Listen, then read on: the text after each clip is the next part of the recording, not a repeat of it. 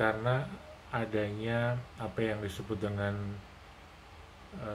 stay at home lifestyle ya, gaya hidup di rumah ya, gaya hidup berada di rumah karena adanya pandemi COVID-19 ini.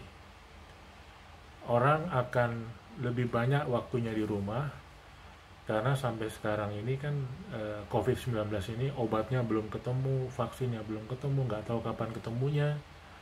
Ya, kalau keluar rumah protokol kesehatannya sangat ketat ya.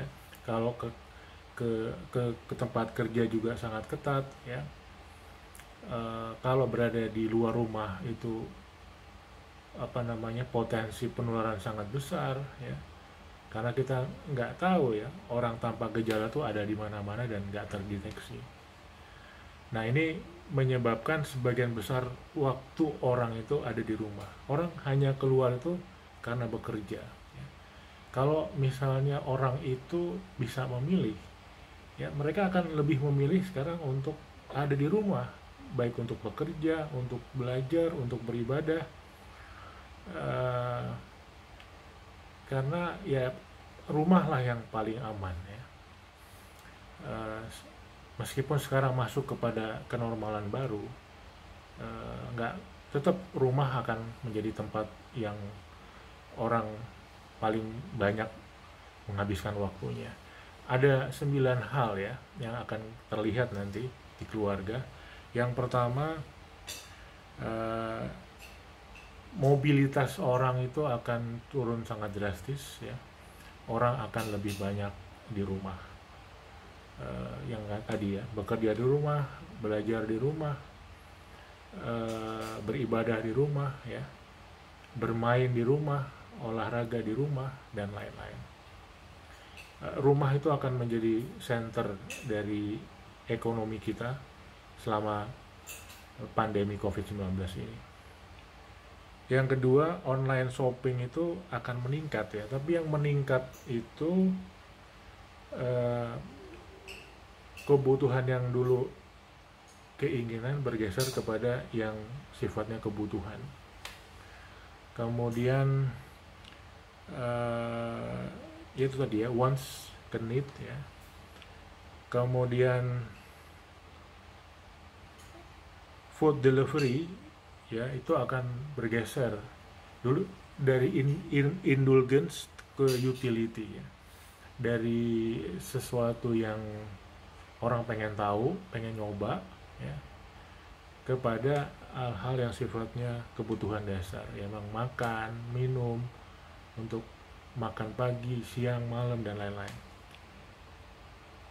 Kemudian yang keempat, nah ini kembalinya home cooking ya, memasak di rumah itu akan menjadi lifestyle dari keluarga. Karena apa?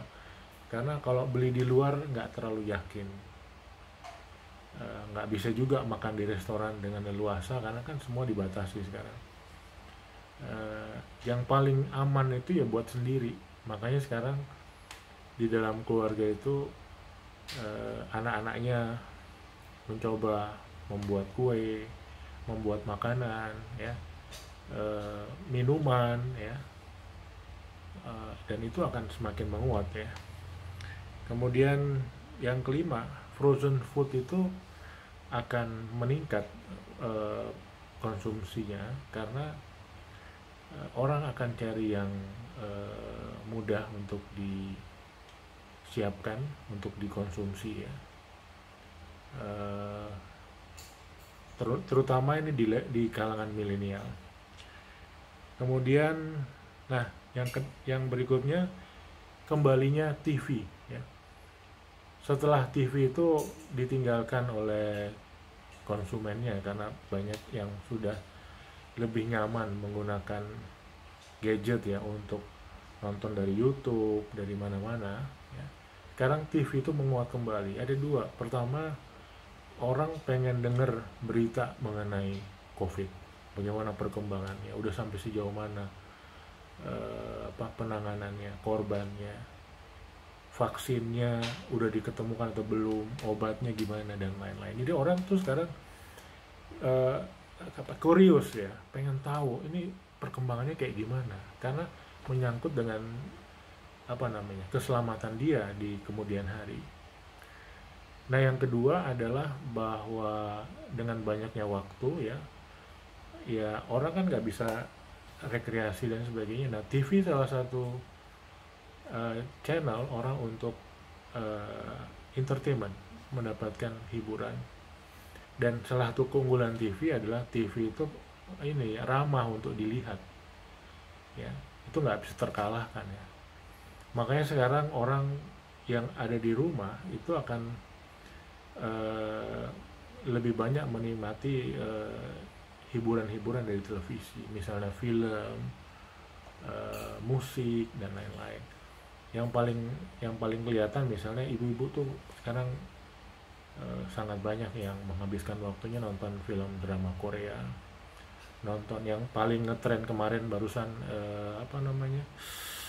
The World of Married ya, film-film sejenis itulah yang dari Korea, yang serinya sampai banyak sekali tapi tetap ditonton semua karena orang punya banyak waktu sekarang buat nonton. Dan itu bukan hanya ibunya, anaknya juga nonton, bahkan bapaknya juga ikut nonton seperti itu.